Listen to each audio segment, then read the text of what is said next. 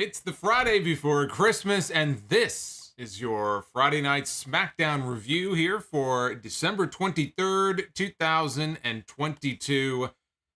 You know what else it is today? I mean, obviously, we have people in the chat talking about how it is Christmas Eve. Obviously, tomorrow is Christmas Eve. Everybody's getting all ready to, have their Christmas celebration with family. Christmas Eve is tomorrow, and of course, on Sunday, we have Christmas Day, and there'll be a sound-off on Christmas Day. But we're not there yet. We're not talking about Saturday. We're not talking about Sunday.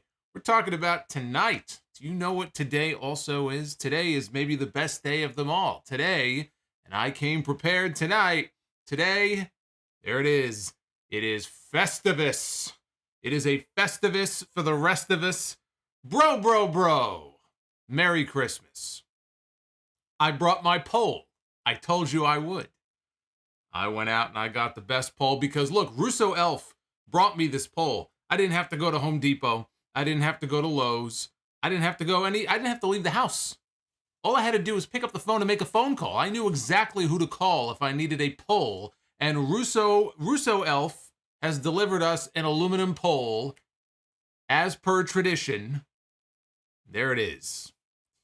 But yes, it is everyone's favorite non-commercial alternative to Christmas. It is indeed Festivus. We will not be having the feats of strength because I'm too lazy to do that tonight. But I do have some grievances that I will be airing.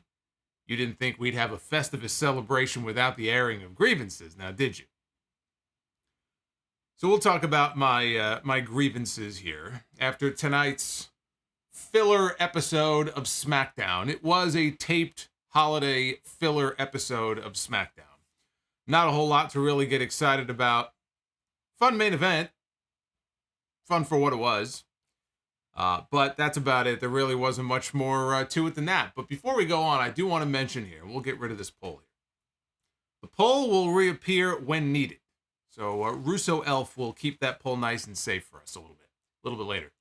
But I do want to just send well wishes to anybody who is in a state right now that is under any kind of emergency.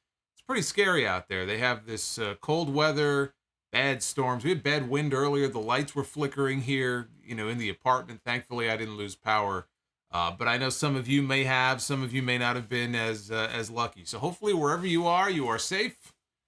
And do not have to go out in this because it is going to get very, very cold. It may already be very cold where you are. The cold is going to hit us here in New York tomorrow. And then by next Friday, it's going to be 50 degrees again. But it is going to get kind of scary out there. So hopefully everybody is okay. I also want to give a shout out to someone who is not with us live. He had to bow out a little bit early. But Joshua Edwards is the man. Joshua Edwards, he delivered like Santa Claus even before we went live tonight, before SmackDown even went on the air. Joshua Edwards gifted 25 memberships to people here on this channel and people who are in the live chat. That's why you never know, hey, you got to show up early because you never know what may happen. 25 channel memberships gifted, the gift of Joshua. And I want to thank him. I'm sure he'll be watching this tomorrow. Thank you again. It was very kind of you. Christmas came early for people here on this channel. Of course, you can also purchase your own membership if you would like to. Memberships are open. Or you can just hit the subscribe button. If you are new here, hit the sub button. Make sure your notifications are turned on. Super chats are open. I know it's probably going to be a bit of a quiet night. Maybe not. You never know. But, obviously people are gearing up for the holidays. But for those of you who are here, super chats are open. I'm sure you have grievances as well. Let me hear those grievances. Send in those super chats and we'll hang out and read them a little bit later on. We'll have our own little airing of grievances. And if we can get 350 likes, that is the goal tonight for Be the Booker. We will do a special holiday edition of Be the Booker a little bit later. So that is the goal. Smash that like button. We had the Bloodline out first to open things up. The entire Bloodline. We've had Roman Reigns and Paul Heyman were out with Solo Sikoa and Sami Zayn and the Usos. Down to the ring. Now remember, for those who don't know, this was a taped show. They taped 2 shows last week. There was no show tonight. There is no Raw Monday. They're going to have a big show, their post-Christmas show at Madison Square Garden. But they wanted to give their production people a week off. So no Raw Monday, no stream Monday night. Everyone's kind of, that time of year. Everyone's getting all lazy, waiting for the new year, start fresh. WWE is not waiting until the new year. We have a big SmackDown coming up next Friday. That's December 30th. That's going to be one of the biggest shows of the year. We'll talk about that later. But we had the Bloodline out to open things up. Michael Cole plugged the huge tag team match in Tampa next Friday night. It is going to be the return of John Cena. He is going to get in right under the deadline. All he needs is one match, and he preserves his record of wrestling at least one match every single year for 20 straight years. And he is returning in his hometown next week, hometown being where he is now. It'll be John Cena and Kevin Owens taking on Roman Reigns and Sami Zayn. That is the big main event next week. So we got highlights of what happened last week. And he said that it was a test for Sami Zayn to see if he can help solve their Roman Reigns, or rather their Kevin Owens problem. That's what Michael Cole said. So Paul Heyman started things off. He said that it would be 2 historic weeks in a row for the greatest faction of all time. First, the Usos would successfully defend their tag team titles tonight against Hit Row. Everyone's favorite tag team, I'm sure. That was one of the feature matches on the show tonight. Then he said next week, in the beautiful, warm city of Tampa, Florida, it's going to be Solo Sikoa taking out Sheamus, along with the biggest televised match of 2022, which, of course, is the John Cena tag team match I just mentioned. Roman asked for the microphone. He said that he's made millions of dollars smashing John Cena and Kevin Owens, but he's curious what Sami Zayn is going to do. He said tonight he doesn't look like the Sami that he knows. He looks a little flustered. He looks a little irritated. And he did. Sami was not his usual jovial self. Then it was time for Sami Zayn to do the talking, and I would like to take a moment here to acknowledge Scorp's Abandonment, who just dropped a $50 super chat.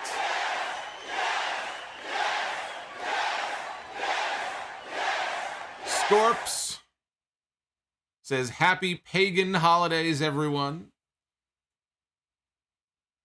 And wants to know if I have ever dealt with a superfan when I am out and about, or a Karen. Says, I hope you have a blessed weekend. I've met fans out and about. They've always been very kind and very cool. So I haven't had any bad experiences. As far as Karens, it's been a while. I've encountered a Karen or two in my day, and I've put them in their place. I think I told the story once when I was waiting for the bus in the city, coming home from work, leaving the office. And there was a Karen who was very upset about something. I don't know what it was, but she cut in front of everybody who was waiting in line. And that didn't sit very well with me. And long story short, I said something about it. I ended up on the bus. She ended up missing the bus. And it made my entire day. It's always nice to put a Karen in their place. So, yes, I've encountered both. And both experiences, all the experiences have worked out very well. But thank you, Scorps. Thank you for the $50. I appreciate that. Very kind of you. Ho, ho, ho. Merry Christmas to you. So Sami Zayn said that he should be on top of the world right now because he has found the only things that he has ever wanted, and that is respect and the feeling of belonging. Like he belongs to something, which he does. He says that he belongs to the Bloodline, the hottest group in WWE of all time. He says everywhere they go, the crowds also chant for him, and everybody started chanting his name. He says you would think that it would put him on top of the world, but it doesn't. He says there's this black cloud hanging over his head, and that black cloud is called Kevin Owens. Last week should have been a great week for him, but it was ruined not by Kevin Owens, but by his mere existence. He said the fact that KO's name has been tied to his name for his entire career is just absolutely ruining his life. It is driving this man nuts. So he was getting more and more intense and serious as the promo went on. He said next week they would leave Owens and Cena mangled because when you step to the bloodline, you get smashed. Roman was smirking. He had a smirk on his face throughout the entire thing. And he gave Sammy a big hug when it was over. As he hugged Sammy, the camera got a tight shot of Roman's face. He was grinning from ear to ear. He was mouthing something to Kevin Owens in the camera. I couldn't pick up on what it was. But he's playing Sammy like a fiddle. Playing him like a fiddle. Sammy was great here. He was not, as I said, his usual jovial, happy-go-lucky self. He looked frustrated. He looked angry. All Roman Reigns had to do is just... He didn't even have to speak, really. He didn't say much. He told a story with his facial expressions and the smirk at the end. But I thought that this was a good little promo here to set the stage for what we're going to get next week in the tag team match, where I expect Sammy to eat the pin for his team, which will then set Kevin Owens up to be the next challenger for Roman Reigns at the Royal Rumble. That is how I see that playing out next week. And in many ways, honestly, even though I thought the main event was fun, this really was the high point, or one of the high points of the entire show. After this, there was a noticeable decline. Case in point, we had the undisputed WWE Tag Team titles on the line. It was the Usos defending the championships against Hit Row. Everybody, Hit Row is here. We had Flop Dollar and Ashanti the Adonis, after their big win last week, out to challenge for the tag team titles. Michael Cole suggested that Hit Row might want to stay grounded this week, which after last week I would say would be sound strategy. So Ashanti and Jey Uso started the match. Top Dollar tagged in quickly. Jey took him down with a chop block. Easiest thing to do. If you're in the ring with Top Dollar, all you need to do is go after the knee. He's got granny knees. So all you have to do is go after the knees. Surefire way to take the guy down. So that's what they did. They attacked the knee. And again, no surprise that they would do that. They dominated Top Dollar through a commercial break. Ashanti tagged in. He started a comeback on the Usos. Cleared Jey from the ring. Landed a tornado DDT on Jimmy. Ashanti was fine here, actually. You know, Adonis looked good. He followed up with a top rope crossbody on Jimmy for a near fall. After a distraction from Jey on the apron, Jimmy caught him with an ugly-looking Samoan drop for a 2 count. Jey tagged in. They set up for 1D. Top Dollar, though, pulled Jimmy from the ring, shoved him into the ring steps. Ashanti landed a super kick on Jey. Hit Row connected with their heavy hitter finish and had the match won seemingly. Jimmy, though, got back in the ring, broke up the fall just in time. Top Dollar tried to pick up both Usos. He had one on his shoulders. He picked the other one up, but couldn't support the weight. His knee buckled, and he fell to the mat. Usos gave him the double super kick and the 1D for the win. Where's the poll? My first grievance of the night. Thank you, Russo Elf. My first grievance of the night tonight. This was bad. This was bad. I was trying to think if there has been a worse tag team title defense by the Usos during this 500-plus day run that they have been on. And there may have been something maybe that I'm not thinking. I'm trying to think, actually, WrestleMania this year, when they had the match with Nakamura and Rick Boogs, and Boogs' knee buckled, and he tore some, I forgot what it was ACL or whatever it was, and he got hurt. The Usos were the champs at that point, I believe. Were the Usos champions at that point? I believe they were. So that may have been a worse match. But I am hard-pressed to find very many matches in this run that Jimmy and Jey have been on that have been as dull and as bad as this one. And it's not surprising because last week I said this is going to be an important match here for Hit Row. But I said it would also be the most heatless tag team title defense by the Usos that we have seen. And it would have been had they not been piping at a bunch of fake crowd noise, which they were clearly doing tonight.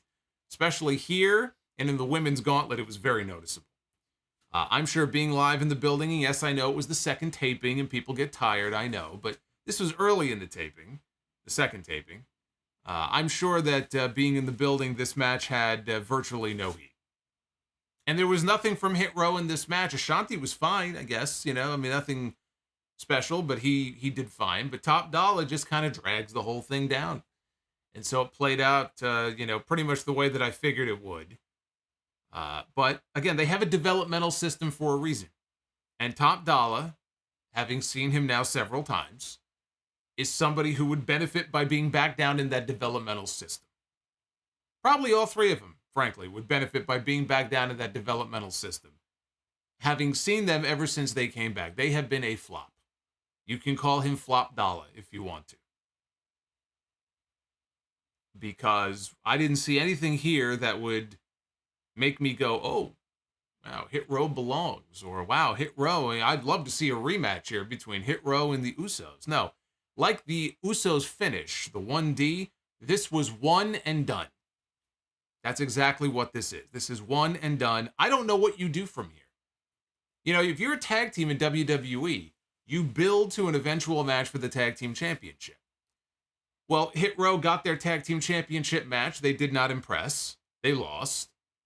And now it's like, where do they go from here? Now there'll be a team that they could throw out there on SmackDown if they need a team maybe to put over another team. You can kind of throw Hit Row out there. Would a heel turn benefit them? A heel turn doesn't really change the whole dynamic of the team as far as what we're seeing when the bell rings. The problem here is Top Dollar. B-Fab is on the outside. She's the manager. Ashanti is perfectly serviceable. He was showing some personality out there, doing a little dance. He was doing fine. He was doing fine, but then Top Dollar comes in, and I don't get it. I'm sorry, I don't get it. And I don't see this going anywhere. Maybe going back down to NXT would benefit them. But based on what I saw here tonight, Death Row is not going anywhere. So we had a gauntlet match to determine a new number one contender for the SmackDown Women's Championship in Ronda Rousey. And it was Liv Morgan, Raquel Rodriguez, Sonya Deville, Tegan Nox, Emma, and Xia Li. As I mentioned before, the piped-in crowd noise was even more noticeable here in this match. Emma and Xia started us out. Emma hit a butterfly suplex and an Emma sandwich in the corner for 2. Xia fired back with a cyclone kick and a pinfall on Emma for the first elimination. We weren't even 2 minutes into the match. Beat her with the cyclone kick. Tegan Nox was out next for revenge for Xia attacking her during the women's tag team title match last week, costing her and Liv the tag team titles, potentially, against Damage Control.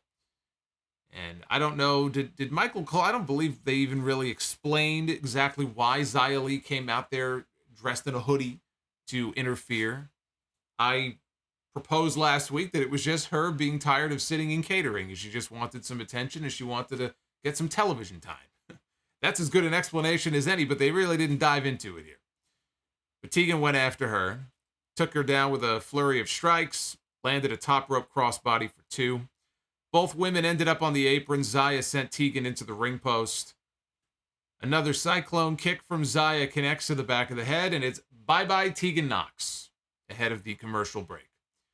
Raquel was out next during the break as the next entrant with her broken elbow in a brace. And not only does she have a broken elbow in storyline as she's wearing this brace, but Michael Cole on commentary acknowledged that the elbow was re-injured last week when Ronda and Shayna attacked her in the back. So they allowed this woman to come out here with a re-injured broken elbow. Great WWE medical staff they have here. What's the point of even having a medical staff if you're going to clear somebody who has a supposed broken elbow? But here she was, the one-armed woman, out there trying to win a gauntlet match. Xia connected with a running knee lift to Raquel while Raquel was hanging off the apron. That's the same spot that Hikaru Shida and Jamie Hayter did in their championship match on Wednesday, which was by far better than what we saw here. Holy shit. I mean, you talk about apples and oranges. Wow. This was not that, but they did the same spot. Raquel made a comeback. She hit a corkscrew splash for a near fall. Xia tried for another cyclone kick, but Raquel ducked it and got her up for the Tejana bomb. And Xia Li, well, Xia made it, she made it almost to the middle of this thing. But Raquel got the elimination. So Liv Morgan was out next. She went for a code breaker. Raquel was too strong, though, and held her in the air. Liv escaped and landed some running knees in the corner. She went for a flying head scissors, but again, Raquel held on to her. Liv turned it into a roll-up, though. Only got 2. Liv applied a sleeper hold on Raquel's back, and we got another commercial break after this. Raquel landed a back elbow and a lariat, and then a side slam. Liv fired back with an arm breaker and a double stomp to the injured arm. She went to the second rope for a shotgun drop kick, and she got a 2 count out of it. Liv transitioned out of the pin into the Rings of Saturn, and she was trying to get the submission here. Of course, she didn't get it because Raquel was the heroic babyface fighting from underneath. She thinks she's going to tap out? Please. Raquel eventually powered to her feet. She landed a fall-away slam and a corkscrew elbow from the second rope. Liv tried for Oblivion. Here's where it just kind of went out with a giant fart. Liv went for her Oblivion finish. And, watching her go for the Oblivion, it's like they're moving in slow motion. So she goes for the Oblivion. And before she can bounce off the ropes and complete the move, Raquel grabs a hold of her. And Raquel delivers a very, very weak-looking Tejana bomb. Weak enough that I was kind of hoping they would call an audible and do it over again, or just give her a second one. But she gave her this awful-looking Tejana bomb, and she pinned her, and so Liv Morgan was eliminated. This was bad. This was bad. Sonya Deville was out next. She immediately attacked Raquel's arm. Sonya stuffed a body slam attempt and hit a running knee strike to the jaw for a close near fall. She followed up by sending Raquel into the ring post and slammed her bad arm into the post a couple of times.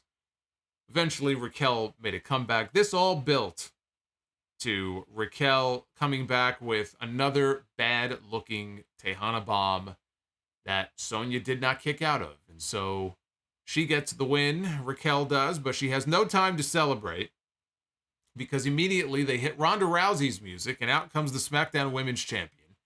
She walks out on stage and she tells Raquel, not so fast. This gauntlet's not over yet. She has one more opponent. That brought out Shayna Baszler. Shayna Baszler gets in the ring. And the first thing she does is she pulls off Raquel's protective arm brace and she starts stomping on the elbow. Shayna then poses with the brace. It's almost like out of Mortal Kombat, right? When you have the person's head and you're holding it up high. So she's holding the brace up in the air like a trophy, and she's smiling. And as she's doing this, she gets surprised by a roll-up from behind and pinned by Raquel. So Raquel wins the gauntlet and gets a championship match next Friday in Tampa against Ronda Rousey. Let's get the poll. My second grievance of the night. I don't think they could have made Shayna Baszler look like more of a fucking loser if they tried. That was a horrendous finish. An absolutely god-awful finish to this match. And it did not do the other women in the match any favors either, by the way, to get beaten by the one-armed woman.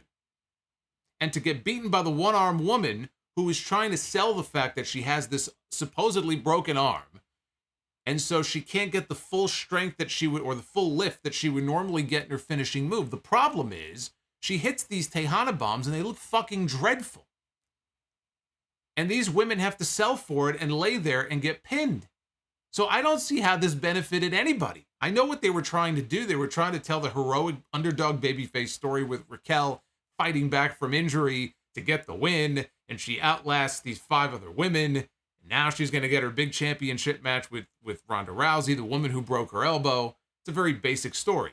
I just think the execution of this sucked. And this match sucked. This was no good. And I don't see how this benefited anybody. Other than Raquel, and even Raquel. I mean, did this really do much for her? I don't think so. So I thought that this was a fail all around. And because she didn't have the usual juice that she does with that finishing move, she just made everybody else look bad.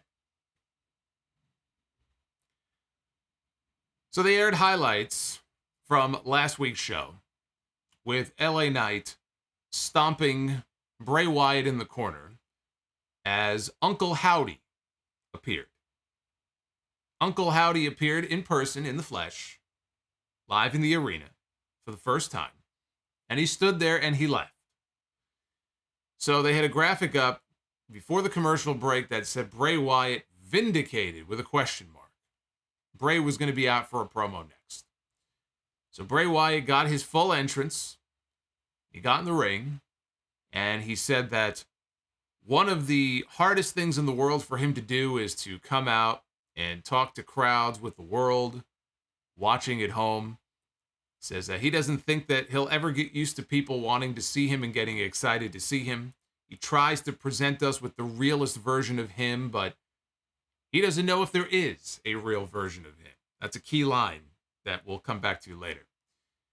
But he knows one thing, LA Knight owes him an apology, because LA Knight didn't believe him when he said that, I didn't attack you. I didn't put my hands on you, dude. That was someone else, or Uncle Howdy. That wasn't me. He said LA Knight didn't believe him, and all you people didn't believe me either. He said, come on, be honest. You thought it was me too, didn't you? He said that he was not Uncle Howdy. He never was Uncle Howdy. And then he lost his train of thought. And he apologized. And he bent over as if he had a bad case of food poisoning. And he dropped the microphone on the mat. And then all of a sudden, he lunged at the cameraman in the corner. And he applied the mandible claw. And we've seen him do this before. The Fiend, right? I mean, we saw Mankind do it back in the day, but the Fiend adopted the mandible claw as his finish, or one of his finishing maneuvers. At least when the Fiend would apply the mandible claw, he was wearing a glove. He wasn't even wearing a glove. He just took his fingers and he stuck them down this guy's throat. Hell of a thing to come to work and be told, hey, here's what you're doing tonight. We're going to have this guy. And he's going to take his dirty, disgusting fingers, and he's going to shove them right down your throat. How do you feel about that? So he puts his hands down this guy's throat. Adam Pearce and other officials run down to the ring. They frantically run down to the ring. Pearce is yelling at Bray to let go of the guy as they're trying to drag him out of the ring to safety. And finally, they get him out of there. And the segment closed with a crazed, wide-eyed look on Bray's face. This was camera cuts galore. When Bray put the mandible claw on this guy, it was, I hope you don't get queasy watching this show, because this was camera cut city here. But I will say it was nice to see Bray get physical. And again, to go back to that line about him, I'm not even sure if there is a real me. I kind of heard that and thought, okay, something's happening at the end of this segment. I thought that was kind of a bad omen of something that was about to happen. I didn't know he was going to attack the cameraman, but that's what he did. As far as him using the mandible claw, it could be a sign that we're going to see the Fiend. And again, I don't think the Fiend is going to be his final form. I don't think the Fiend is coming back and it's just going to be Bray Wyatt the Fiend. But one of these weeks, we're probably going to get him dressed up as the Fiend, because this is a guy who admitted, I don't even know who I am. He's trying to find himself. He's trying to figure out who he is and what his identity is. So this could be a sign that we're going to get the Fiend back at some point soon. Maybe once he actually gets in the ring with LA Knight, it's not Bray Wyatt in the ring with LA Knight. It could be the Fiend, right? So that's kind of how I read that. After the break, we were told that Adam Pearce had Bray removed from the building. And they kind of teased that there could be consequences for what he did to the cameraman. And I heard that, and my fear is that we're going to get another suspension storyline, right? Although Adam Pearce fired Bobby Lashley, what was it, 2 weeks ago? And then the very next day went on social media in a video and unfired him. So just because somebody gets suspended doesn't necessarily mean anything. But that's kind of what it sounded like to me, is that there's some kind of punishment potentially coming for him. And I think that would be awful, because all that does is just drag this out even more. And the fact is, we are heading into a very big SmackDown next week. right? They're promoting a lot of things for the show next week. I would expect Bray Wyatt to be on the show, or there to be some kind of development in the Bray Wyatt story. Maybe LA Knight will cut a promo or something. We need some sort of announcement about a match between these two, which probably is not going to happen until the Royal Rumble. But there has got to be some kind of announcement made either next week or the first SmackDown of the new year. They've got to get to the next part of whatever this is.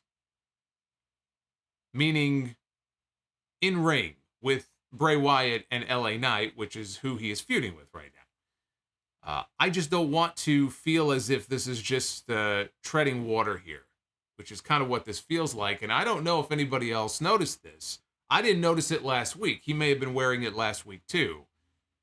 Bray Wyatt had a knee brace on. He had a knee brace on his left knee. And I saw that and I thought to myself, well, that could be an explanation for why we haven't seen him getting very physical so far. Outside of a couple of spots, he hasn't wrestled a match, even dark matches, right? He hasn't done anything really physical since he came back. He's been back now for 2.5 months. The man is back for 2.5 months. He's not had a single match. He's being promoted from Madison Square Garden on Monday. Again, not for a match. He'll make an appearance. And I get Triple H maybe wanting to kind of hide him a little bit. We're going to use Bray as a special attraction. We don't want to overexpose him.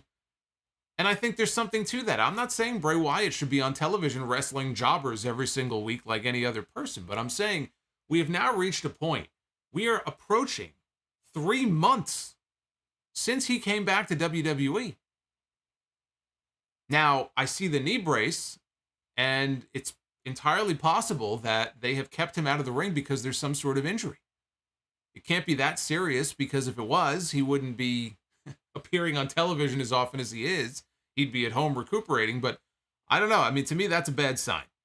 And it could explain why they're kind of moving so slowly with this thing. It could be some sort of cover for an injury. So that'll be something to keep an eye out on if he's still wearing the knee brace again the next time we see him. But I hadn't noticed it before tonight. And it's possible he's been wearing it. You know, they dim the lights in the arena, so it's kind of hard to see. But if you go back, you can clearly see on his left knee he's wearing a brace. The right knee is fine, but he's wearing one on the left knee. Hey, shout out to Mr. X, who just became a Sound Off superstar. Our newest channel member. Hey, Mr. X. Merry Christmas, or Happy Hanukkah, whatever you may be celebrating, or just Happy Festivus. Here's the poll for you. There you go. Hey, Angel Silva. Thank you for the $4.99.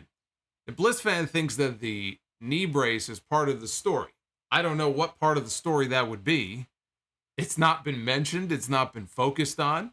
And, you know, a lot of things in the Bray Wyatt story aren't necessarily just kind of thrown right in front of your face. It's kind of subtle little Easter egg type stuff. But I'm open to know exactly what the story would be behind the brace, because I'm drawing a blank here.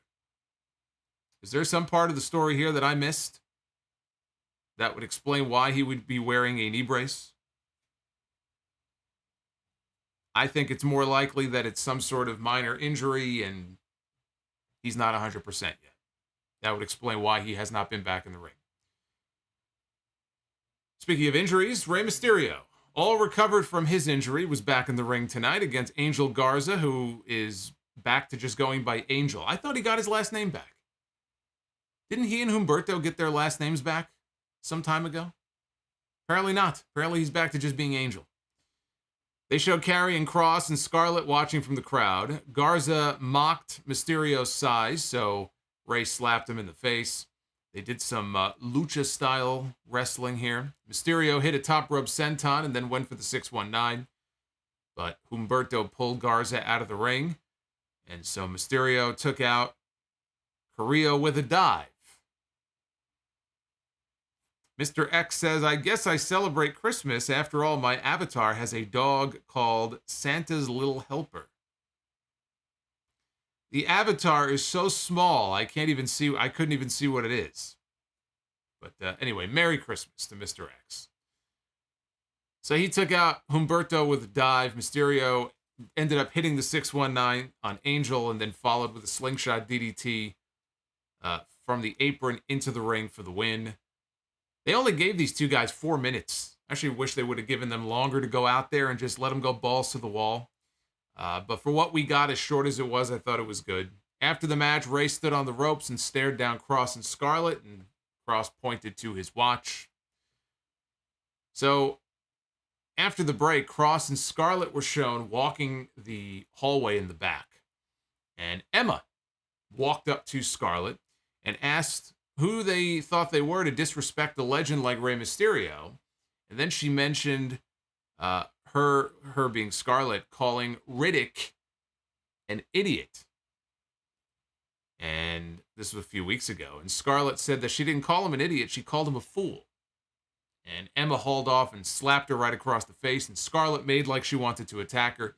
Cross calmed her down, and then Karrion looked at Emma and said, "You have no idea what you just did." My big takeaway from this segment is, it sounds to me like we may finally be done with Madcap. There may not be a Madcap anymore. He might be back to Riddick Moss. I don't think well, first of all, it's a taped show. So there's no way that we got a Riddick name drop and it was an accident on a fucking taped show. So if that is the case, hallelujah. I don't know why it took this long. They got rid of the suspenders and the goofy gear he was wearing, and they kept the name. Riddick is a better name than Madcap. Even if you don't think Riddick is a good name for Moss, it's still better than fucking Madcap. So hopefully that was not a mistake, and hopefully that is a sign that Madcap is no more. And it looks like we're going to get we may get a singles match with Scarlett, but it looks like we're going to be getting a mixed tag soon. Michael Cole then introduced us to a long history segment for John Cena, set to the tune of Fort Minor's Remember the Name, showing highlights from his entire career. This was it's like 5 minutes long. Highlights from his entire career, highlights from him doing Make-A-Wish stuff, highlights of him doing stuff with the troops for tribute to the troops and the military.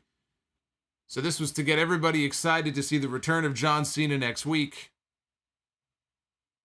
We also got another vignette for Lacey Evans, hyping her return next week. The latest one, as they try yet again and fail with her, I'm sure. Our main event was the Miracle on 34th Street fight. Braun Strowman and Ricochet, his flippy friend, taking on Ludwig Kaiser and Giovanni Vinci of Imperium. There was no Gunther this week. It was just Vinci and Kaiser. This was a basic street fight. They had Christmas trees and gift boxes strewn all over the stage, placed everywhere. Michael Cole complained that the cameraman was eating the cookies off one of the tables at ringside, and he says that the cookies are for the match. He called him an idiot. Not a good night to be a cameraman in WWE. So Kaiser pulled Ricochet to the floor, and rolled him, or tossed him rather, into the ring. He rolled Ricochet into the ring steps like a bowling ball. He threw him into the ring steps.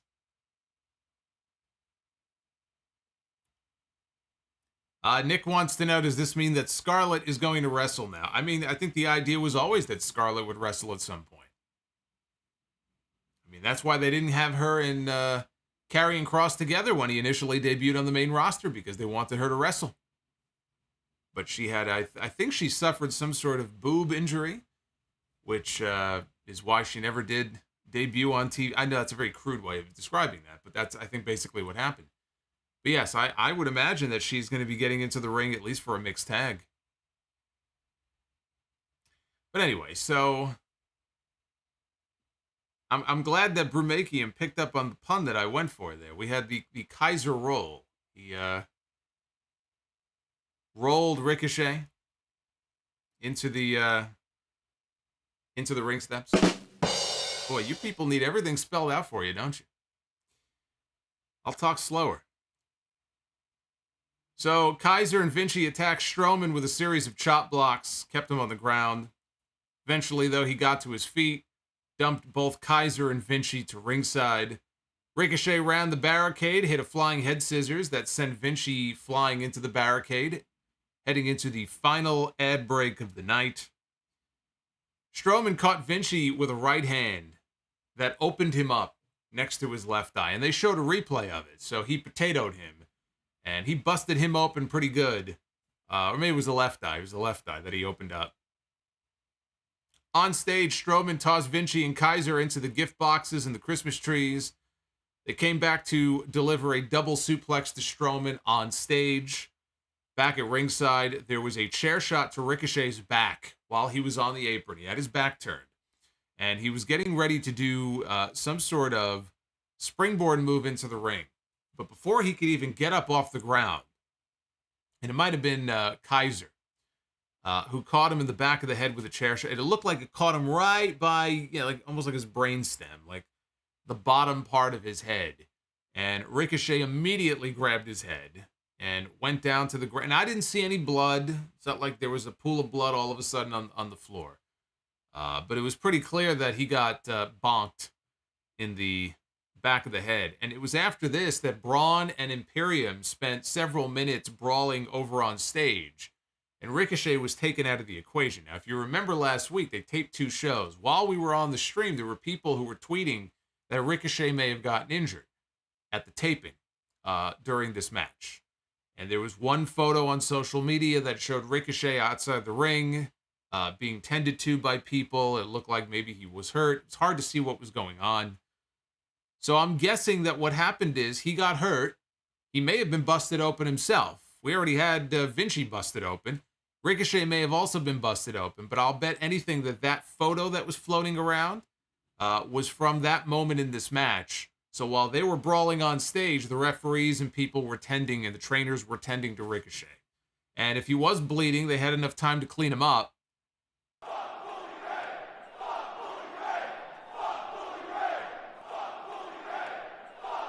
It's Bully the Christmas Clown, everybody, from Bobbert Reviews, dropping a $30 Bully the Clown super chat here on this Festivus stream. Bobbert, thank you, brother.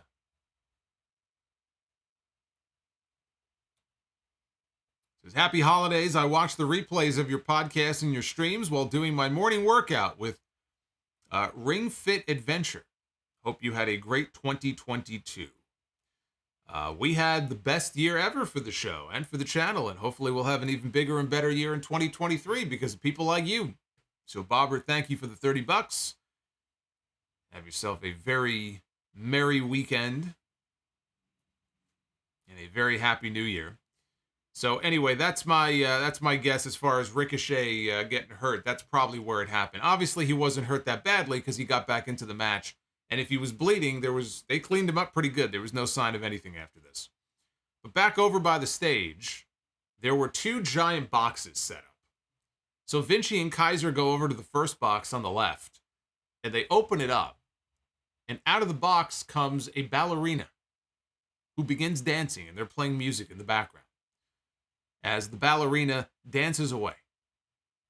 So then they walk over to the other box that was set up, and they open it, and out of the box come Xavier Woods and Kofi Kingston, who have their NXT Tag Team Championship belts around their waist, but they're dressed up and moving around like a couple of Nutcracker statues.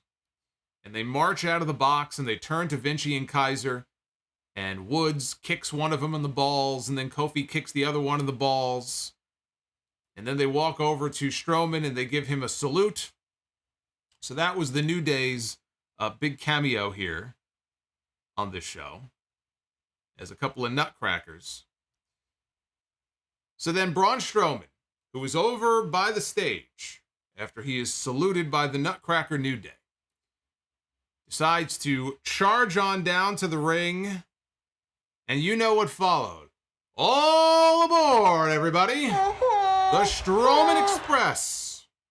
And Braun Strowman comes down to ringside, and he barrels over Ludwig Kaiser with a shoulder block. He barrels over Giovanni Vinci with a shoulder block. I think he came around twice, gave him even more shoulder blocks, and down go Imperium. So Ricochet was down at ringside. Strowman goes over. And Braun, look at this guy. We go from Bully the Clown to Braun the Clown. It's just a regular fucking circus here on this stream. You like that, huh? The Strowman Express, just in time for the holidays. So Braun goes over and he grabs some mistletoe. He's going to try to revive Ricochet. Now, don't get the wrong idea, because it's not Braun who's going to try to give Ricochet his second win. He drags Ricochet over to Samantha Irvin, the ring announcer, and he holds the mistletoe above Ricochet's head, and he tells Samantha to come over and give him a kiss. And Samantha Irvin comes over and she plants a kiss on Ricochet, and all of a sudden Ricochet just snaps back to life. Like he has this new energy about him. I have this new energy about me just watching this. I can only imagine what Ricochet must feel like, right? So now Ricochet, it's almost like it's a video game, and he's gotten a power-up, and now all of a sudden his energy bar has been refilled, and Ricochet is back into this match. He's like a new man now. And Ricochet does a springboard forearm off the ropes, takes out Vinci. Strowman drove Kaiser through a table outside that had cookies on it, put him through it with a power bomb. Ricochet hit the recoil to Vinci. Strowman followed with a running power slam. Strowman goes to the corner. Ricochet goes to the top. He climbs on top of Strowman's shoulders and just sort of falls off with a very basic splash and covers Vinci for the win. So this was a fun main event. It was the usual, holiday silliness that you get on these shows with, all the different weapons, and I think they had the candy cane kendo sticks here. It's stuff that you would expect around the holidays, right? They do this for Halloween. They do this for Thanksgiving. They do this for Christmas. What other holidays? Do they have any silly matches for any of the other holidays? Do they do anything for Valentine's? I don't think so, but I thought it was fun. It was edited to all hell. Again, I'm guessing because of the Ricochet injury. But it was a fun end to an otherwise throwaway show. I thought overall this was a very boring, dull episode of SmackDown. It peaked in a way with the Sammy promo at the very beginning with the Bloodline. But again, I enjoyed the main event for what it was. It's okay to smile and have fun with the silliness sometimes. The crowd was into it. Not the way that I would like to see Imperium used, but at least Walter wasn't there. At least they didn't get Walter involved in the silliness. So I thought it was fine.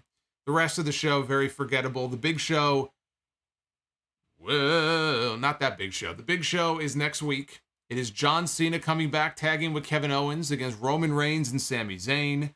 We have Ronda Rousey defending the SmackDown Women's Championship against the broken elbow of Raquel Rodriguez, and we have Solo Sikoa is going to try to take out Sheamus. Those matches have been announced next week. I assume we'll get some sort of update on Bray Wyatt and what his punishment is going to be after what he did this week. So it's going to be a big show. They're back live next Friday. Get out of here. Control this. Braun. Let's go to the poll. A different poll. We have polls galore tonight. This is the Twitter poll. What did you think of SmackDown or Festivus?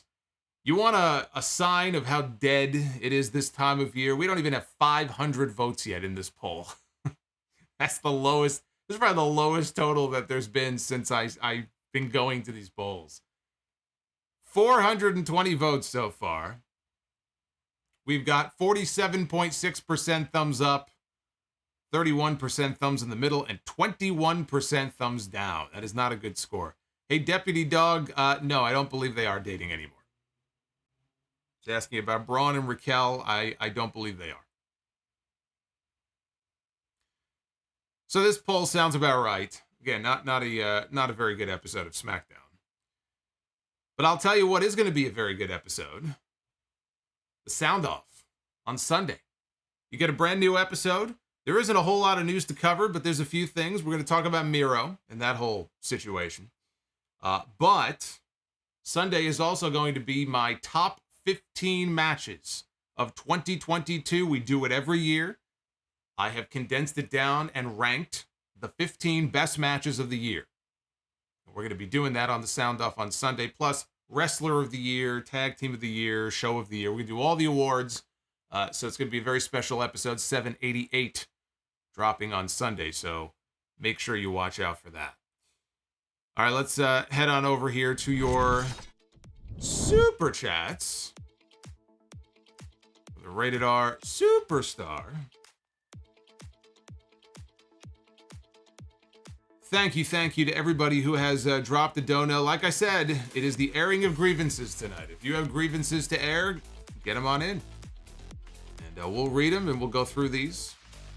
Again, thank you again to Joshua Edwards for gifting 25. That's why we see a sea of green in the chat. 25 and the spiffy badges.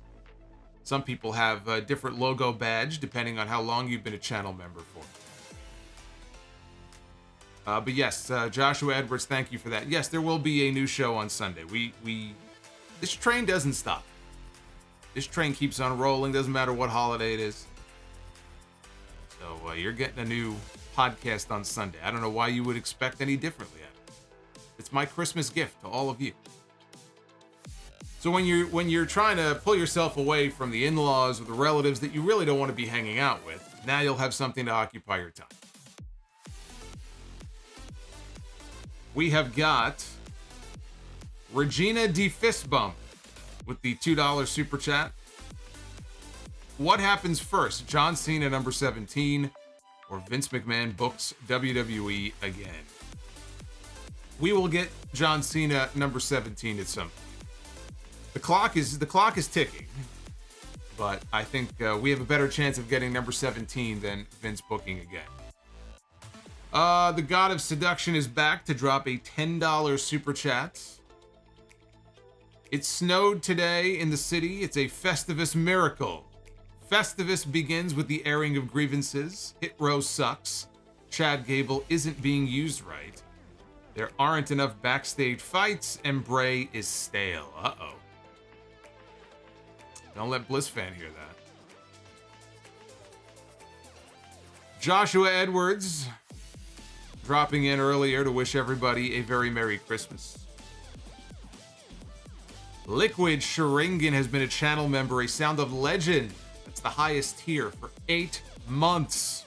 Renewing his membership here. 4 more months to a full year. Let's go, baby. I feel for Adam Cole. Hopefully he is well. Apparently Adam Cole is doing better, which is good to hear, but they're being very cautious with him. So I say just take your time. As long as he's healthy and he's able to come back, he'll come back sometime in the new year. That's all that matters. But apparently he is doing better, so that's a good thing. Shin Super Kick Your Eye Out Akuma. 2 words. Flop Dollar. I have been saving that. Flop Dollar indeed. Flamethrower Fluff Salisbury with the $5 super chat. Merry Christmas, Solomonster and everybody. I am making honey ham and hot chocolate. Grab a plate and a mug. I don't need the hot chocolate, but I'll take that honey ham. Serve me up a few slices. Lakers Pats 1. Vince, Mandy, Lacey News. Triple H can't get time to rest. Black Wolf Inc. $5 super chat. Also, given the chances of it happening are less than 3%, and that's being nice, how would you book an AEW against WWE Forbidden Door show? Happy holidays. I'm sure I would put together an amazing card. But as far as how it would be booked, I mean, it's not a matter of how it would be booked. I would put together the card that I think is the strongest. I would try to... I don't think it has to be an even number straight down the middle, but you want to try to be fair. You give some wins to one brand, you give some wins to the other brand. I think you want to do something involving FTR and the Usos. Maybe get the Young Bucks involved, but there's a lot of great tag teams. You can get the Lucha Bros involved. I think doing something probably with the Bucks, FTR, and the Usos all in one match would be the way to go. Especially if I only thought I had one shot at this, right? If this wasn't going to be an annual thing, I'd want to get all 3 in the ring together. So I think that would be one obvious match. Yeah, you could do like Seth Rollins and Kenny Omega. I mean, there's so many different combinations that you could put together. So I'd have to sit down and book out a whole card, but it would be a great card. I'm not going to book anything that isn't great. It would be an amazing card. It would be one for the ages. We would have Triple H against Tony Khan. It would be great. Black Wolf also says, I really believe the fall of Sami Zayn will be similar to Fredo Corleone. One day you're on top, the next you're sleeping with the fishes. The Real Dirty Dan, $5 super chat. I will listen to every available episode of The Sound Off to be #1 in Wrapped next year. I listened to 286 today. Highlight was Rhodes Brothers and The Shield. It's from episode 286. My God, what was that? 2013 probably? Yeah, Spotify Wrapped, they do that thing at the end of every year. It tells you how many minutes you've been listening to your favorite podcast. And I forget who it was. But the winning number, I think, was like 29,000 minutes listening to The Sound Off and all the various reviews that I upload as well, which is amazing. So the Real Dirty Dan is going to try to set the record next year. Black Wolf is back again. Should WWE have the Usos merge the titles into one, and Triple H may be reviving the World Tag Team Championships for Raw? They should not do anything until the Usos lose the belt. Same thing with Roman Reigns. Once that happens, you can split the titles. But until then, they are the undisputed champions. They should remain undisputed champions until new champions are crowned, and then you make that move. If there's a draft in April, it's the perfect opportunity to separate the world titles, the two top titles, and to separate the tag team belts if that's what Triple H wants to do. You don't do it now because you don't really have the opportunity to do it now. You're heading into WrestleMania season. You want to have an undisputed championship match? You want to have an undisputed tag team championship match? You wait until after WrestleMania and then you split the titles. Now, the question of whether or not we even need separate tag team titles is a valid question. I'm not sure we do, to be perfectly honest with you. The top titles, that probably will happen. But nothing should be done until after they're dropped. ADTR, what's going on, ADTR 210? Happy Festivus, everybody. Happy Festivus to you as well, ADTR. Queen Fire Panda, Christmas at Solomonster's house. I don't think I have enough room for everybody. But if I did, you would all be invited. We'd have one big Christmas party.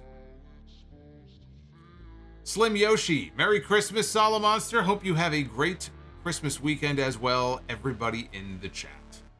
Well, I will tell you right now that I will be working all weekend in preparation for the podcast on Sunday because I am nowhere near being I still haven't even watched NXT yet this week. So I'll be working my entire Christmas weekend, but I hope whatever you're doing, you will be enjoying yourself and spending time with loved ones. Scorp's Abandonment with that $50 super chat drop from earlier, which I've already read. So Scorps, again, thank you, brother. Merry Christmas to you. Lost the Sauce Boss, $4.99. A lot of dandruff falling from your ceiling, Solo. Might want to get that checked out. Shout out to Minnesota Plows for burying my Corolla in the snow. Well, you know, we have to have the snow falling here in the live streams. It's always snowing in here this time of year. Yeah, isn't it always fun when the plows come around and they just kind of blockade you in? I know it's going to happen this year. I'll park my car, the plows will come, I won't be able to move my car for 2 weeks. Happens every year. Shout out to all you people with driveways, you suck. Queen Fire Panda, what's the best quote in wrestling history and why is it he's fat? He took the words right out of my mouth.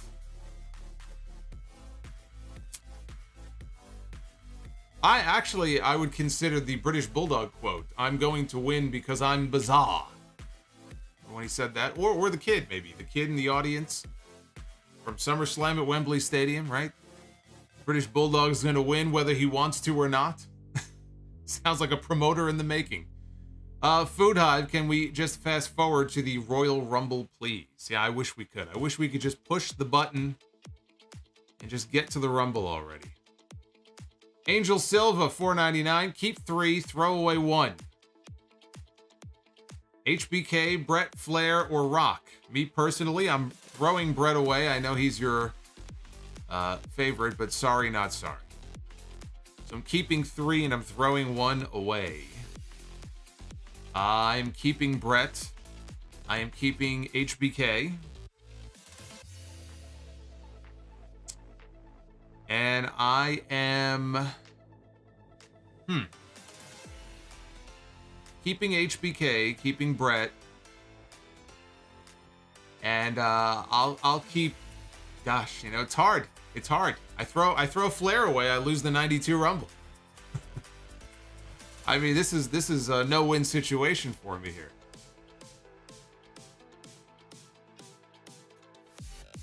That's tough. That's tough. But you know what? I'm gonna keep Brett. I'm gonna keep Sean. And I'm going to keep Flair and dump The Rock. I'm sorry. I have to do it. Angel Silva also, where's Sound Off Gamer? If you finish the men's career mode, you should try a playthrough the ladies' career mode. That would be awesome content. Yeah, we fell off the Sound Off Gamer. I'm kind of waiting now for this Fight Forever game to come out. We still don't have a release date, by the way. No release date has been given for the AEW game. We've been waiting months to at least find out what the date would be, and they still haven't told us. But when Fight Forever drops, we will probably resume Sound Off Gamer at that point. Deep Delicious Chicken and Turkey. Happy holidays to you, Solomonster. Happy holidays to you, too. Tomas. You may have a little surprise coming next week. That's all I'm going to say about that. Hey, Lorenzo. Shout out to Lorenzo3000 in the chat. Says, let's be honest about Hit Row. They are absolutely terrible without Swerve. He was literally carrying the stable on his back. Without him, we just see how limited they all are.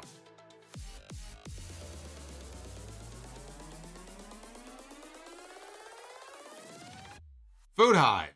I'm so happy Tony Khan did not bring Bray into AEW. Can you imagine the same creative vision with Bray in AEW? Tony Khan would be getting filleted. I almost said filleted. Filleted online for ruining Bray.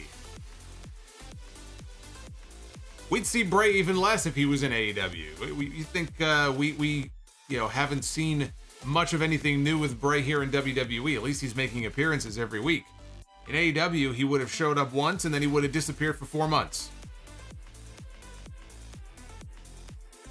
DEH Sires, $4.99 super chat.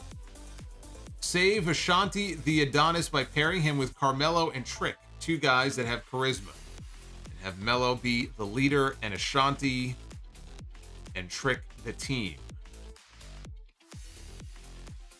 It may be the only way to save Adonis, honestly. I feel like Top Dollar is just dragging him down. It's like an anchor, you know? Food Hive. Tonight, homemade honey chipotle chicken tenders. Ooh, sounds very good. Hey, Jamil, thank you. That sounds delicious. Slipper House Extra Extra, $9.99 super chats. Howdy should be Bray, managing a non-injury prone Bo Dallas. Bray can complain and whine all he wants as a manager. As of now, this storyline is stale. It is time to slither snail. Happy holidays, boss. Happy holidays to you as well. And happy holidays to Perk Angle joining us here on the stream.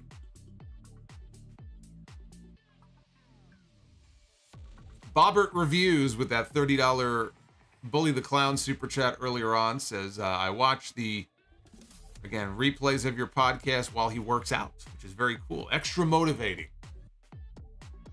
That's what I like to hear. Gets the heart rate up. Mr. X, am I the only one who thought that Braun was going to turn on Ricochet? I thought he was going to turn on Ricochet when he was holding the mistletoe above his head. Oh, you mean turn on in a different way. I see. No, I didn't expect it because Braun still hasn't gotten his match with Gunther. So it would make no sense for him to turn heel before he gets his Intercontinental title match. Black Wolf, thank you for the $4. Bret Hart in the chat is very excited that his super chat triggered Perk Angle. I just made his night. Plus Ultra Adrian, I wish you and your family a Merry Christmas. I hope you and your family have a safe and fun holiday. Well, thank you very much. That's very nice of you. And you as well. Steve wants to know when Chris Statlander is coming back. Not for at least several more months. Let's just say this. She's not close to a return. Thunder Rosa will be back before Chris Statlander is back. Deep delicious chicken and turkey with flavor. The Good Son scenario. Save one and let the other one go. Gunther or Wardlow? Oh, I'm saving Gunther. I'm saving Gunther. Sam Dankman Weed with a $5 super chat. Mary Chrysler Solo. Word on the street is there is footage of you as Alex Wright in full ring gear, signature dance and all. Well, there was, but I have burned that footage. It no longer exists. Scorp's Abandonment. 50 wasn't enough. He drops another $20 super chat. Hey, Scorps. You're awesome. Have you ever interviewed any wrestlers in person or online? If so, which was your favorite and least favorite interview and why? I have interviewed dozens of wrestlers in person and online. In fact, if you are on the YouTube channel right now, if you go to the About section on the YouTube page, I list almost every name that I've interviewed. And out of all of them, my favorite one, and I've done some really fun ones too. I don't want to leave people out, but the sit-down interview in person that I did at WrestleCon back in 2017 with Mean Gene Okerlund, which is on the channel as well if you search. That was a special moment for me because I grew up watching this man on television. Mean Gene still to this day, after 40 years, is still the standard when it comes to, you know, the backstage interviewer in wrestling. And to be able to talk to him and pick his brain for a few minutes and have him pay me a compliment. I mean, it was just like, it's one of those things, and now he's since passed away, obviously. It's just one of those things that you'll always remember. So I'm glad I was able to do that and get that on video. And yeah, no, I've done a ton of interviews. So find them. A lot of them are on YouTube. Audio and video. Justin Jack with a super chat. Thank you, Justin Jack. Deep delicious chicken and turkey with flavor. A 2-on-1 Home Alone cinematic match during the holidays. Name 2 mystery tag teams against a mystery wrestler. I have no idea. I don't know. I have no clue. The Mount Vernon Kid, Christopher Bennett, $5 super chat. Just want to say have a Merry Christmas from myself and my younger brother, Hulkling93. Look forward to the sound off on Christmas. I did not know that Hulkling93 was your little brother. That is very cool. Merry Christmas to both of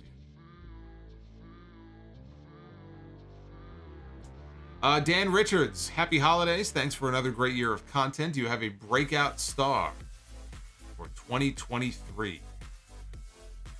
I think that Ricky Starks is kind of already on his way to that. I think Ricky Starks could absolutely be a breakout star in AEW in 2023.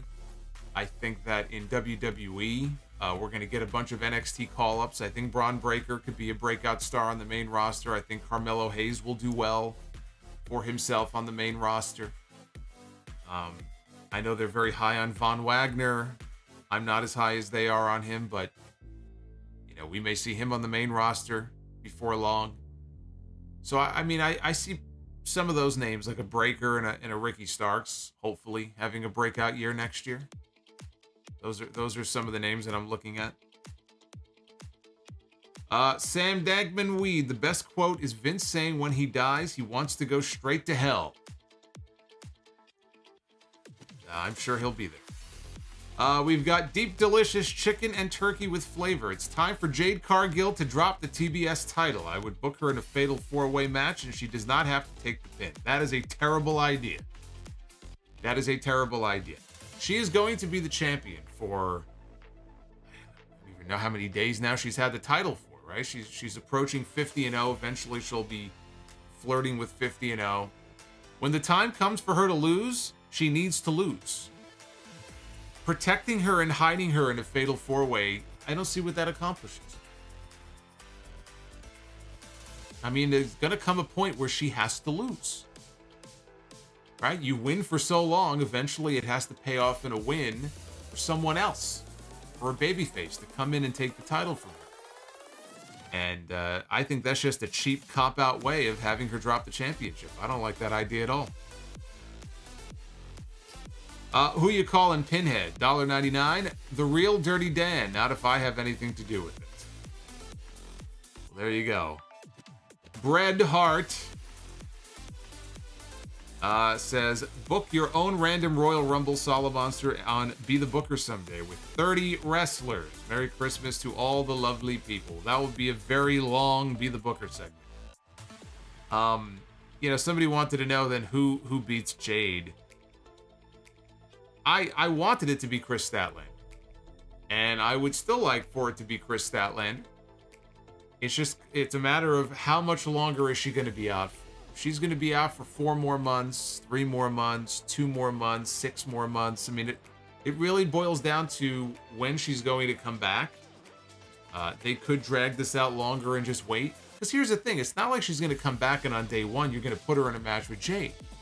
You have to build to that point. So even if Statlander comes back in 3 months, it could be another 3 months before we even get the match. That's another 6 months. I mean, how long do they want to go with this? So if it's not Statlander, because she's just not going to be ready in time, but you want to pull the trigger on a title change in the next few months, which I would like to see them do. Yeah, I mean, there aren't a lot of great options. You know, Athena, they turned heel, and now she's got the Ring of Honor women's title. Jamie Hayter was my backup choice after Statlander went down with an injury, and now she's in a much better position. She's got the main title, which I think is great. So then who else do you go with? I mean, I could see them building Saraya up for that spot. I could see Tony Khan wanting to put the TBS title on Saraya after she racks up a few more wins.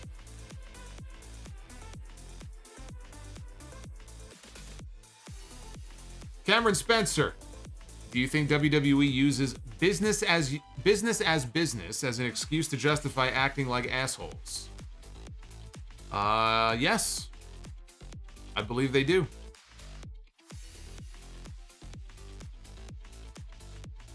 Hey, Scorps. Have yourself a very good weekend, and thank you for the support. I appreciate it. Juan Ocampo, look at this. He's got his name back. No more Philip, huh? He's back to being Juan. I have returned. I feel like John Cena when he returned at the Royal Rumble in 2008. Have a Merry Drinkmas as a present. And you ask Plumber Moxley about Kevin Dunn. I could ask. It doesn't mean he's going to answer me. But, hey, John, what do you think of Kevin Dunn? Fuck Kevin Dunn. There you go. Merry Christmas, Juan. Merry Christmas. Bro. Merry Christmas. Slim Yoshi. Favorite Christmas movie? Die Hard. GMB. Hot take. Mello and Trick, most entertaining duo alive. Sam Dankman Weed, $5 super chat. Does Jade have to lose the title? Could she just relinquish it like Stone Cold with the Intercontinental title or Asuka with the NXT title? Yes, she has to lose the title.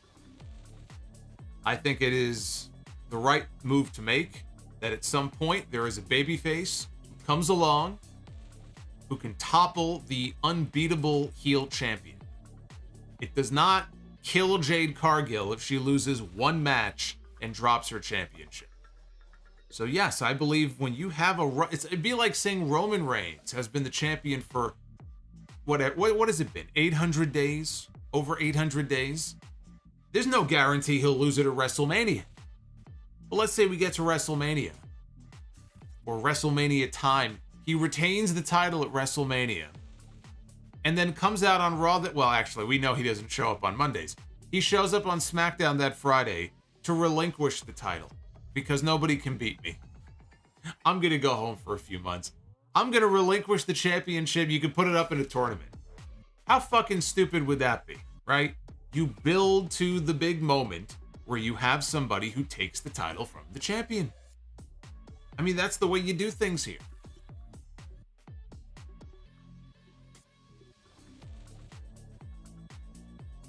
Winston Smith with the $2 super chat. Went to a funeral today. Thank you for the stream. I'm very sorry to hear that. I don't know whose funeral it was, but those are no fun. So I'm very sorry to hear that, Winston. GCC 305. Hey, Solo, Merry Christmas. I feel it's going to be Red Velvet who is the one who defeats Jade for the TBS Championship. Have a good night. You know, I hadn't thought about that, but I think that would be underwhelming, I would think. I know she got kicked out of the baddies and she probably wants revenge, but I don't know about that. Food Hive with the $9.99. I've learned to not listen to the sound off while working out. One time I was benching 215. This motherfucker altered his voice and recited a retribution promo, and I laughed so hard 2 dudes had to help rack it. Well, let's be honest, 2 dudes had to help rack it because you couldn't lift the weight. I mean, you can admit it, it's fine. 215 was obviously too much for you, and people had to race over to save your life. You blame me. It's easy to blame me because you can't lift 215, but that's all right. Food Hive is trying to save face here. I don't know. When I'm at the gym and I'm trying to rack, 300, I don't need no help. So. Liquid Sharingan forgot, who are you again? Hit the like button. Who am I? You have to ask the question of who am I? I'm the Solomonster, damn it. Isn't it obvious who I am? And Deep Delicious, chicken and turkey with flavor. Do you see Asuka turning to the dark side? Yes. Yes, I do. I believe that we will have Dark Asuka coming out of the new year.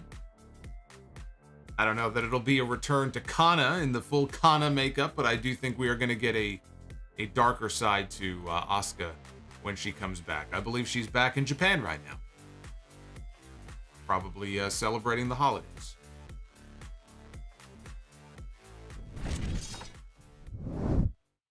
Hopefully she'll have better luck than she's had on the main roster in recent months, because it has not been a very successful few months for Asuka. Darth Asuka, that's right.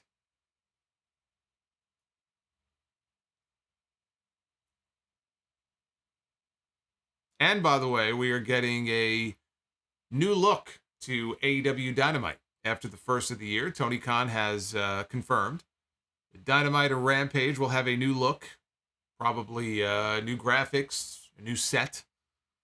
I don't know if we'll have the 2 entrance tunnels anymore. I'm excited to see what this new look is going to be for Dynamite. Winston Smith, thanks for the hard work. Favorite Heenan quote: "A friend in need is a pest." I like that quote because it's true. Let's see where we are on the likes front. 350 was the goal. We are at 351. Boy, you guys, man, you make it dramatic sometimes. I'll tell you. There's Perk Angle. Look how happy he is. Oh, Perk Angle is so happy that we made the goal tonight. He's like, let's do it. He wants to be the booker, and you know what? So do I. Ladies and gentlemen, it is now time to be the booker.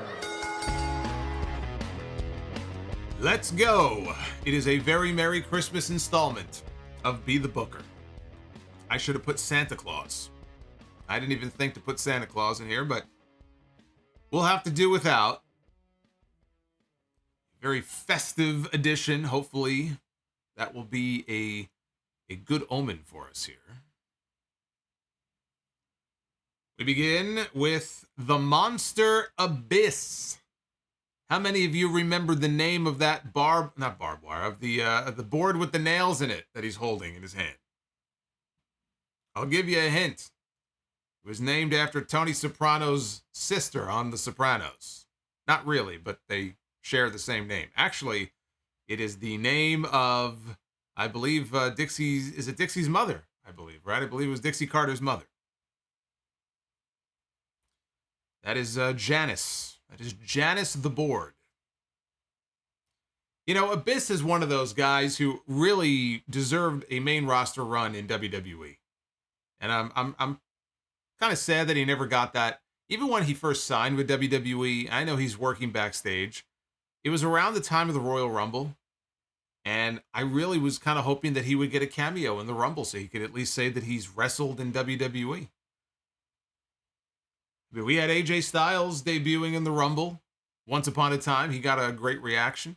I think there would have been some people who knew who Abyss was. Would have been a nice thing for him, but it was not to be. So let's see who Abyss is going to be stepping into the ring with here, and probably a Full Metal Mayhem or some such match. This is going to be a Full Metal Mayhem match. Abyss, one-on-one with the Ultimate Warrior. There's a marquee match for you. Full Metal Mayhem. Abyss and the Ultimate Warrior. Look at this disgusting super chat now over the Ultimate Warrior. Of all people, too. The Ultimate Warrior is not going to be very happy if he sees somebody doing that on his face. But yes, the Ultimate Warrior and Abyss. Full Metal Mayhem. This is why we do this. This is why we do Be the Booker. To come up with matches just like that. Who wouldn't want to see the Ultimate Warrior being slammed into the thumbtacks? Or landing on a giant barbed wire board. Yes, very intense promos. All right, here we go now. Ladies, Be the Booker. We begin with Nicole Bass. Nicole Bass, everybody. Who had a very brief run, very, very brief, in WWE back in 1999. Monsters Ball. Yeah, it can be a Monsters Ball match. Actually, you know what? That's probably what I was thinking of. I think I was thinking of Monsters Ball. It's basically the same thing, isn't it? Anyway, Nicole Bass. Gonna go one-on. What just happened? Oh my God. What just... I thought I saw Roman Reigns there for a second. I'm sorry. I was distracted here by this. You know what? Who is Nikita's opponent? I don't even remember. I'm just giving the bell for Nikita Lyons, everybody. Nikita Lyons. Merry Christmas, everybody. There you go. I'll let you all admire Nikita Lyons from. See, if you're not watching NXT. This is what you're missing out on. I think that's the first time I've ever given the bell just to an image here in Be the Booker.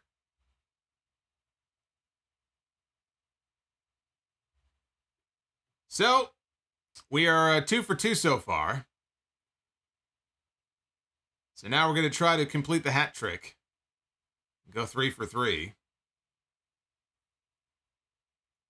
We begin with the East-West Connection from the AWA, Jesse Ventura and Adrian Adonis. Very underrated team that does not get the recognition it deserves. Interesting start here to the tag team Be the Booker, and it will be the East-West Connection stepping into the ring with the Men of the Year, Scorpio Sky and All Ego Ethan Page. It's a fine undercard match. It's not a main event, but I think that would be a fine match on my undercard. We'll have Nikita in the main event, and then we'll open the show with Monsters Ball, the Ultimate Warrior, and Abyss. See, we are booking quite the pay-per-view here. Beowulf, Thicky the Dragon's. Okay, I'm not going to read that last part, but Thicky the Dragon Steamboat. That popped me. I'll say that that got a pop out of me. Thicky the Dragon Steamboat. That is very creative. Oh boy.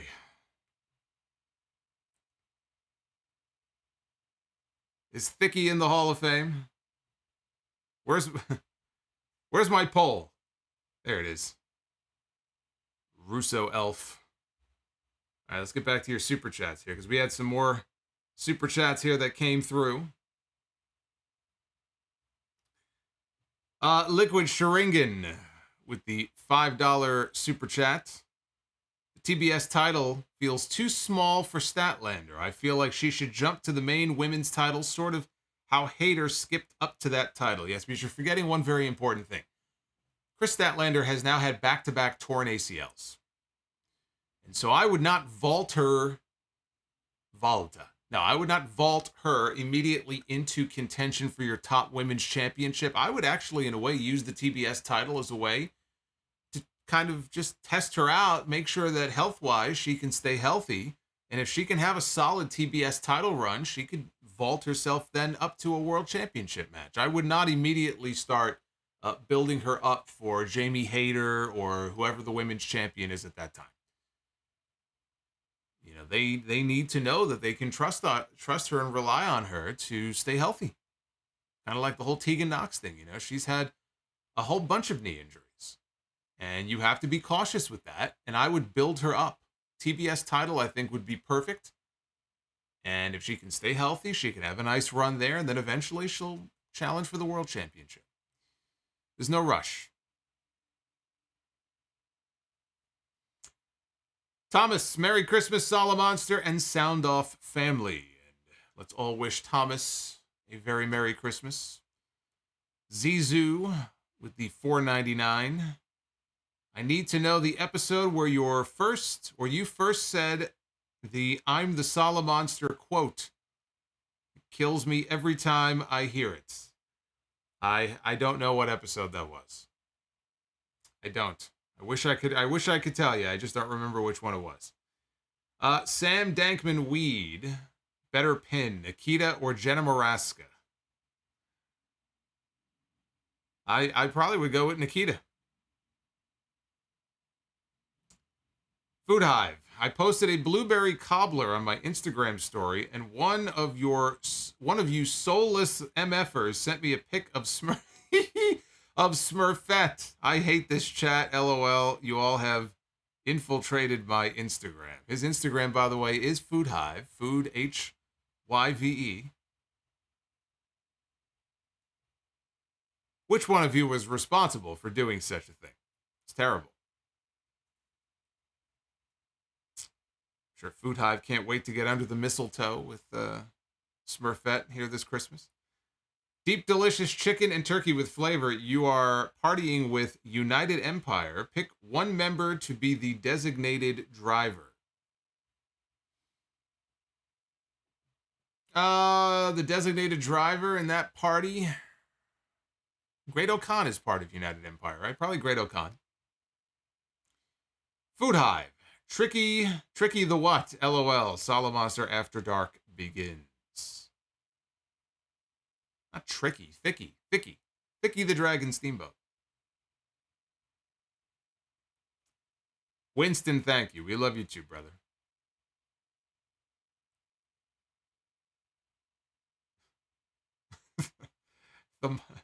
the model Thick Martel. That's pretty good. That's a pretty good one. I like that. Thick the model Martel.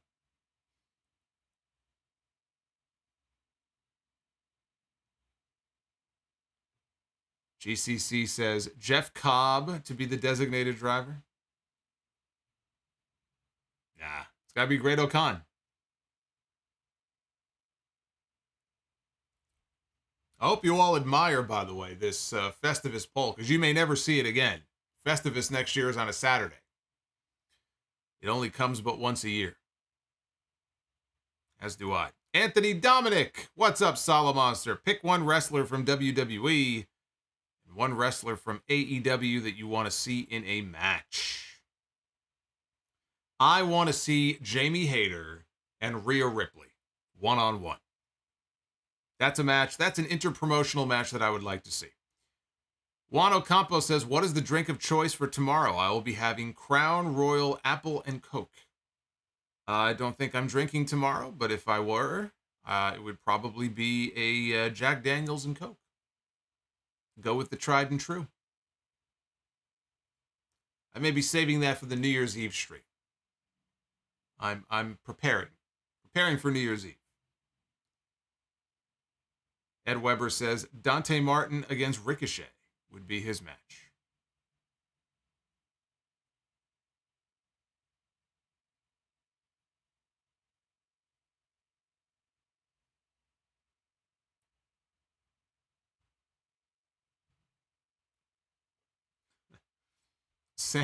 Sam Dankman Weed, the $2 super chat says Thickochet. Maybe Thick Flair. How did we even get on this? This is all because of Be the Booker.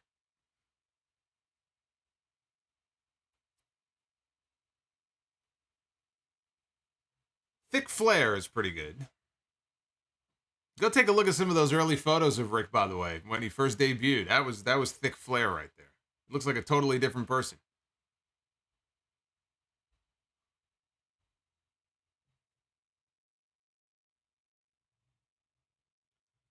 It's in AEW, right? They have their referee, Thick Knox.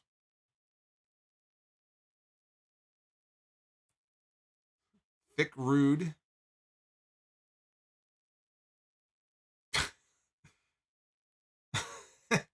Under Thicker. I don't even know what that means, but it sounded funny. The Under Thicker.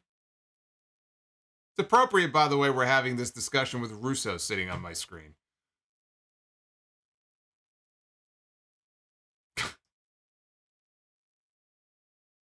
I don't know why that was so funny. The Under Thicker. Thick Steiner.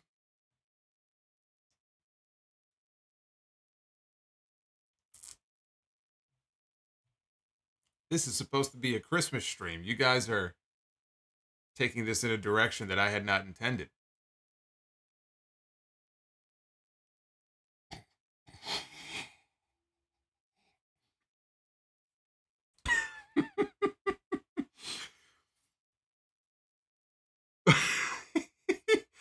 Javon Richards. Javon Richards says Thicky Choshu. Oh my God, I think that wins the night. Thicky Choshu. Oh. A true student of the game is Javon. Thicky Choshu. Holy shit. Wow. I like how you're weaving history into this.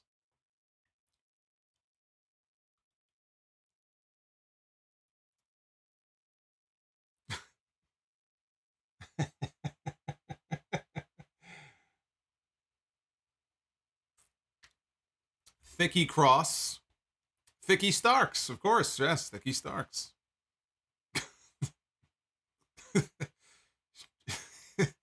Jushin Thunder Cheeks Liger. Thick Boogs.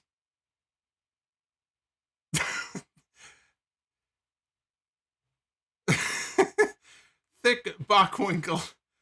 Thick Bockwinkel.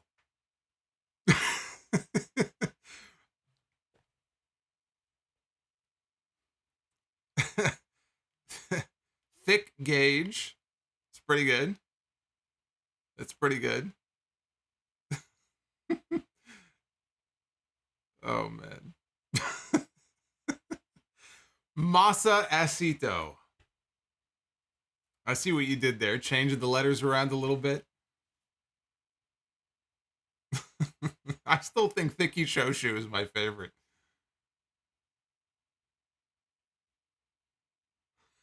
Of course, Perk Angle, that fucking perv, pops up on the screen right at that moment.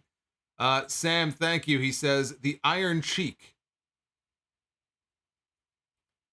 And Deep Delicious says, we are all on the naughty list. Yes, indeed. You are all on the naughty list, not me. I'm an innocent bystander in all this.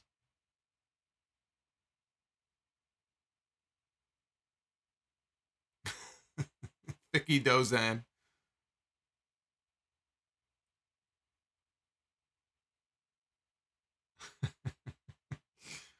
Oh, man, you're too much. You're too much.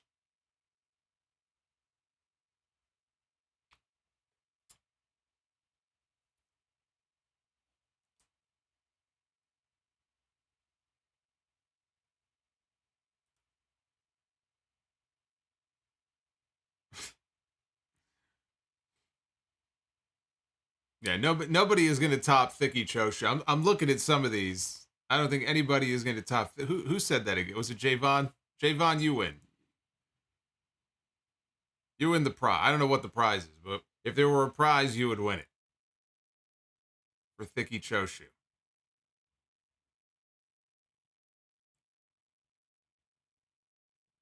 Thick Camarado. Thick thighs save lives. I've heard that. I believe that to be true. We are a bunch of children. That's right. We are. And it's Christmas. Children love Christmas. So it's appropriate.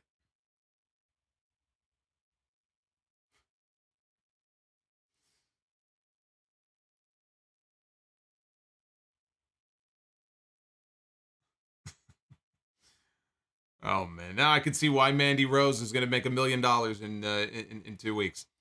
All right, you know what? Let's wind this down here. Let's go from one poll to the other. Again, you can vote at Solomonster. We still don't have 500 votes in this poll. People are checked out, man. They are checked out this week. I don't know where everybody is. 47% thumbs up, 20% thumbs down for this show. Not a very good episode of SmackDown. Next week is going to be huge, though. Next week is going to be the rebound. And I'm looking forward to that. Should be a lot of fun. Hopefully you will join me for that. I will be live. Actually, it's going to be a busy week because we have a podcast on Sunday, again, including the top 15 matches of the year. And no Raw stream on Monday. So the next time I will be live with you will be Wednesday. However, I want you to keep your eyes peeled. We have a lot of new channel members here. You guys may be getting early access to a special feature going up probably early next week. Possibly as soon as the end of this weekend, but probably early next week. And then it will go public for everybody else. I know it is something that a lot of you have been waiting on for a very long time. In fact, it has been exactly 1 year since the last time I have done this. Far too long. And so keep an eye out for that. That's my Christmas gift to all of you coming up next week. And live next Friday for SmackDown. And then most likely Saturday next weekend, New Year's Eve. If you're not doing anything, if you're not busy, come on back here. This is our 3rd annual New Year's Eve stream. I hope you will join me. So until then, be well. Stay safe. I want to wish you all who are celebrating a very Merry Christmas. I hope you have a very enjoyable weekend. And say goodbye to Russo Elf. Last time that you will see him in his pole for a very long time. Maybe the last time ever. And thank you for spending your Festivus with me. So until then, I will see you guys for Sound Off 788 on Sunday. Of course, JM has to come in right at the very end here at the buzzer with a $30. It's coming in any second now. $30. I see him coming. He's coming through the flaming hoop. Here comes Bully the Clown. He's coming. He's coming. There he is. There he is. Look how happy he looks. JM with the $30 super chat. Thick the Bruiser, he says. Actually, that's pretty good. That's pretty good. Thick the Bruiser. That could be taken so many different ways. Thick the Bruiser.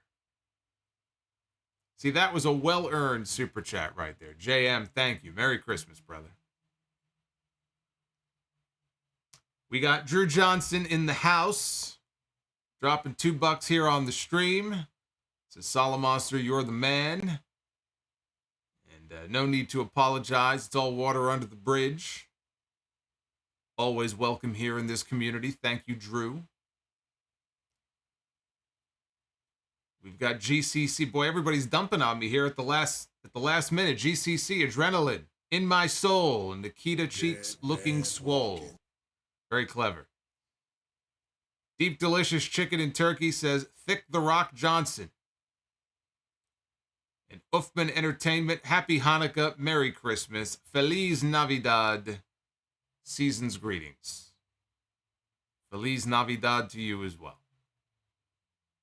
I think Javon and JM win as far as the nicknames.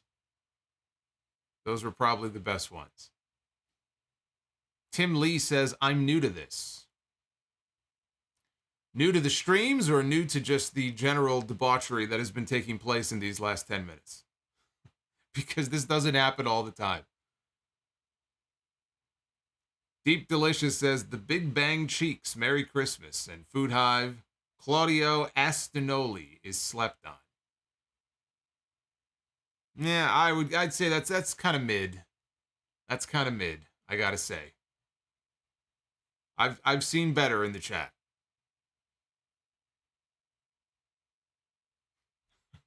People still coming up with them. It's like never ending.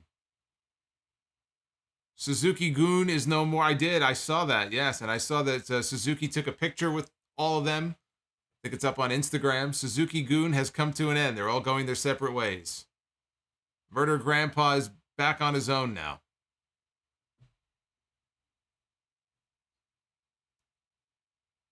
Howard Thickle. I must have missed that one. Someone said Howard Thickle. You know Howard was probably a freak, right? It's always the quiet ones you gotta worry about. Howard always seemed like the nice guy, the quiet one. He was probably the freakiest of them all.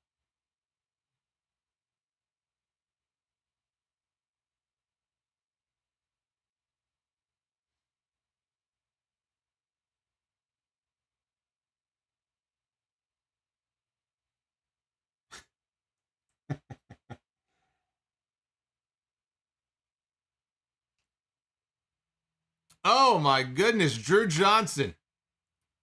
He wanted to leave his mark here at the end of this stream, dropping a $50 super chat bomb. Drew Johnson says, Merry Christmas, my friend. And a hearty bro from Mr. Russo to you as well. Merry Christmas, Drew. Dropping 50. That's tied for the top super chat here of the night.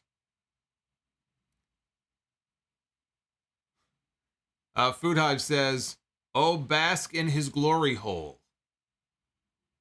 Well, we know what Food Hive is thinking about tonight. You know, Smurfette's going to be very jealous if she knows what you're doing when you leave work. You got to be careful with that. She's not going to like that very much. Andre Israel, Brian Thickelson. I would go, 4 out of 10. I'd give that a 4 out of 10. JM with the $5 says, sorry, I was cracking up at my television and had to join in. Merry Thickmas to all of you in a thick night. Deep Delicious says, Jacob Thickgrom. And Sam Dankman Weed, $5 super chat. Vince Thickman. Take care, everybody. Happy holidays and all that good stuff. Happy holidays to you as well. Food Hive, I'm not going to read that. You are completely in the gutter now.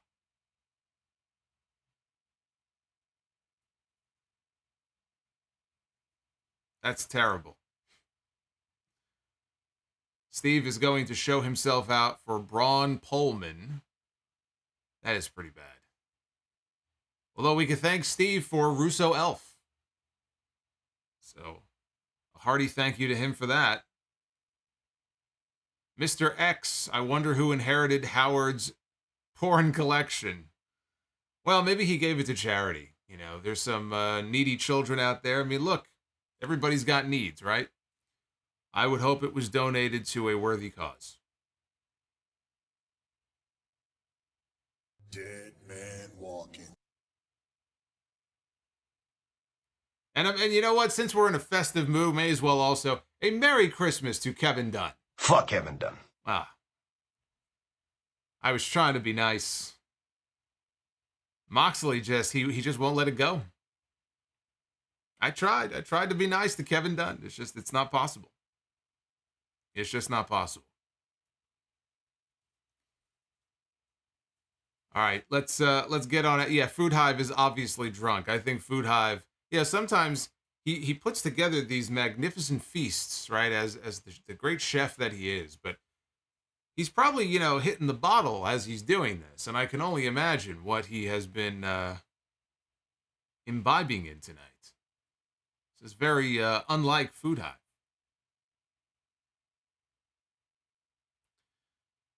All right, I'll see you guys for 788 on Sunday, and live next week, the final streams of 2022, which I don't know if we could top what we've done here tonight, but we'll try. I'll see you then. Take care, guys. Merry Christmas.